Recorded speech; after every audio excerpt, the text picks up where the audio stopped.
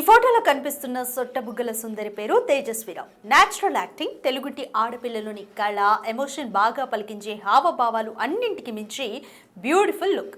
ఇవన్నీ అబ్బాయిలను మెస్మరైజింగ్ చేస్తుంటే ఆమె అందం అమ్మాయిలకు ఈర్ష కలిగించేలా ఉంది. ఆమెపై ప్రస్తుతం సోషల్ మీడియాలో పెద్దగా చర్చ జరుగుతుంది.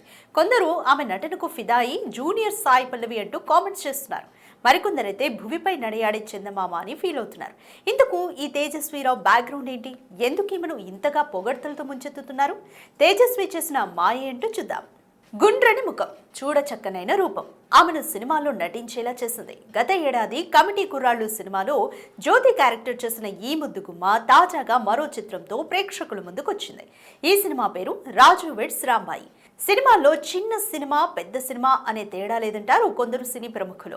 అయితే ఇది చిన్న సినిమాగా విడుదలై పెద్ద టాక్ ని సంపాదించుకుంది. ఈ వారంలో 3 ప్రధానమైన సినిమాలు విడుదల కాగా రాజు వెడ్స్ రాంబాయి సినిమాకు మంచి ప్రేక్షక ఆదరణ దక్కుతోంది.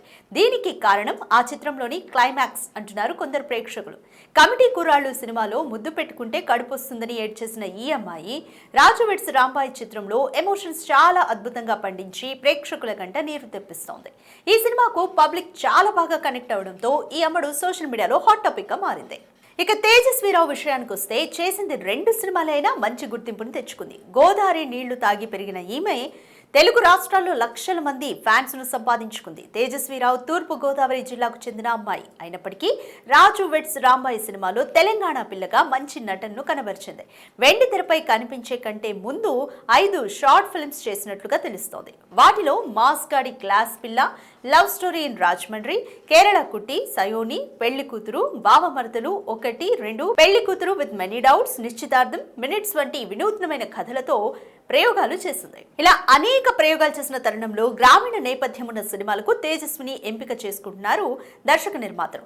కమిటీ కుర్రాళ్ళు సినిమా కూడా గ్రామీణ నేపథ్యం ఉన్న సినిమా కావడం, తాజాగా విడుదలైన రాజు వెడ్స్ రాంబాయి సినిమాలో పల్లెటూరి అమ్మాయిలో ఒదిగిపోయిన తీరు అందరినీ ఆకట్టుకుంటోంది. సహజంగా చేసిన ఆమె యాక్టింగ్ కు ప్రేక్షకులు ఫిదా అవుతున్నారు. ఆమె యాసకు, కట్టుబొట్టుకు, క్యూట్ ఎక్స్ప్రెషన్స్ కు కుర్రాళ్ళు మైమర్చిపోతున్నారు. రానున్న రోజుల్లో ఈమెకు మరిన్ని సినిమా అవకాశాలు వస్తాయని భావిస్తున్నారు సినీ అభిమానులు.